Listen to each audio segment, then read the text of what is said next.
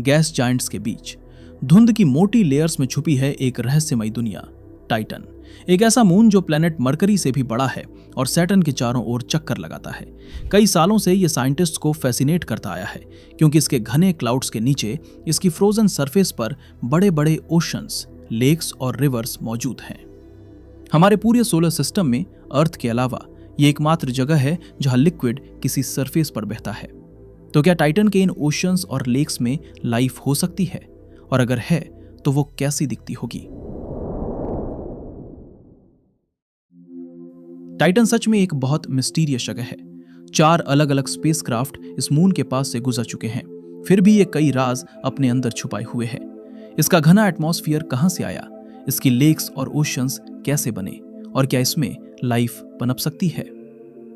Titan पर liquid के बड़े बड़े रिजर्व्स होने का आइडिया 1980 के दशक में वॉयजर प्रोब्स के फ्लाईबाई के बाद से ही था, लेकिन इसकी पक्की कंफर्मेशन 2006 में कैसिनी स्पेसक्राफ्ट ने दी।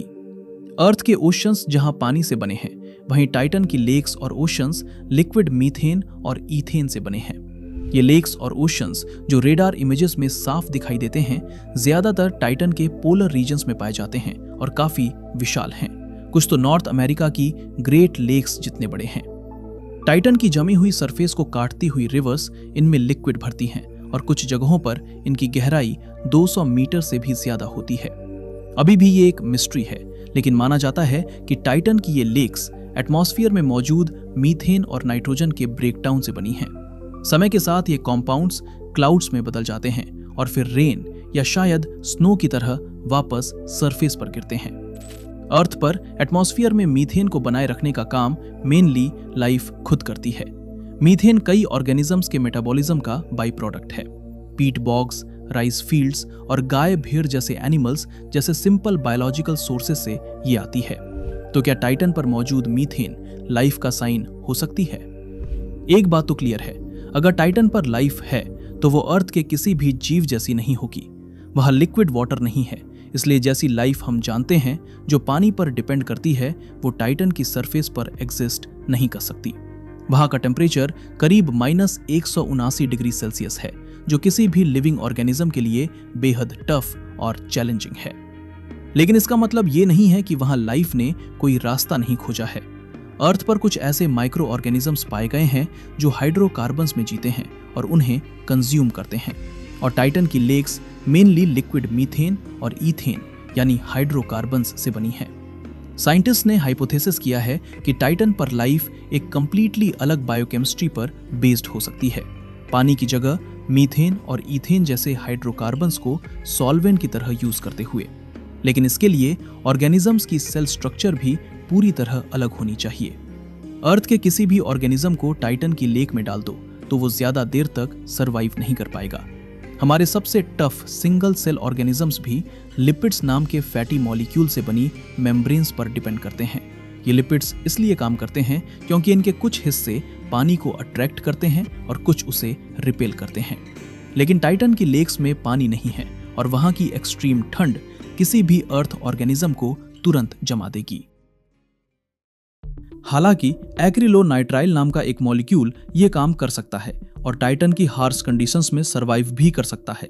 और हैरानी की बात यह है कि साइंटिस्ट को टाइटन पर एक्रिलोनाइट्राइल मॉलिक्यूल्स के डायरेक्ट एविडेंस मिले हैं, वो भी इतनी क्वांटिटी में कि थ्योरेटिकली लाखों सिंगल सेल्ड लाइफ फॉर्म्स को सपोर्ट किया जा सके। इसलिए ये पॉसिबल है कि माइक्रो ऑर्गेनिजम्स इस अजीब मून पर एक कॉम्प्लेक्स इकोसिस्टम की फाउंडेशन बन सकते हैं। अब तक टाइटन की सरफेस पर उतरने वाला एकमात्र प्रोब था हुइगन्स प्रोब, जो 2005 में वहां पहुंचा। यह आउटर सोलर सिस्टम के किसी मून पर लैंड करने वाला पहला प्रोब था।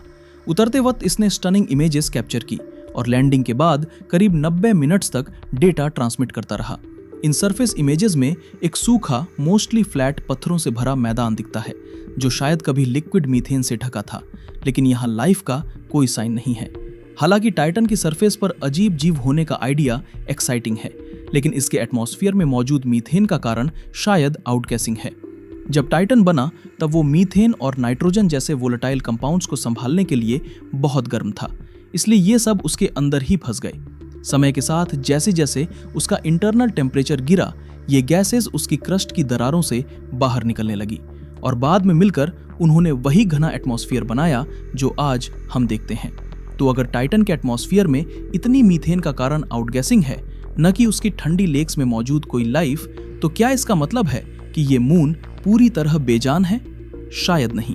कैसिनी स्पेसक्राफ्ट और हुइगन्स प्रोब के ऑब्जर्वेशन से पता चलता है कि टाइटन की बर्फीली क्रस्ट के नीचे गहराई में लिक्विड वाटर का एक सब सरफेस ओशन हो सकता है।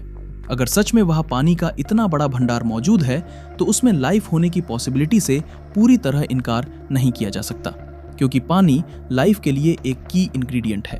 हालांकि ये ओशन बेहद ठंडा होगा और इसमें सॉल्ट्स व दूसरे डिसॉल्व्ड सब्सटेंसेस की मात्रा बहुत ज्यादा हो सकती है, जो किसी भी पोटेंशियल लाइफ फॉर्म के लिए एक बड़ी चुनौती होगी।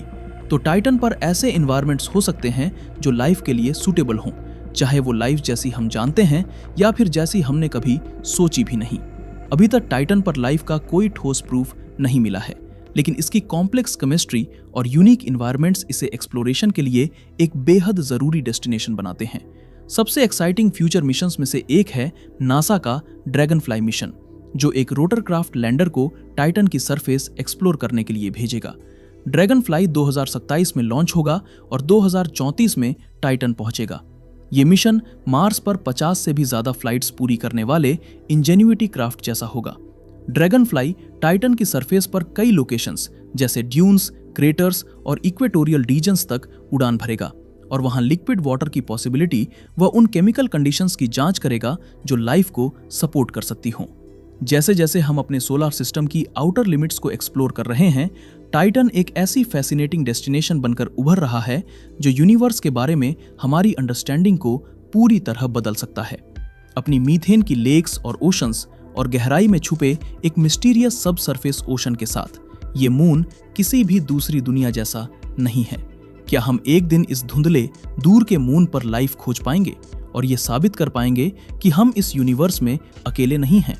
इसका जवाब तो वक्त ही देगा। इस वीडियो को देखने के लिए आपका बहुत बहुत शुक्रिया। अगर ये वीडियो आपको अच्छा लगा तो लाइक जरूर करें, शेयर करें और अगर अभी तक सब्सक्राइब नहीं किया है तो कर लीजिए। जो दोस्त हाल ही में हमारे चैनल पर आए हैं उन्हें मैं दिल से धन्यवाद कहना चाहता हूँ। आप वाकई कमाल के हैं। मिलते हैं अगले वीडियो में।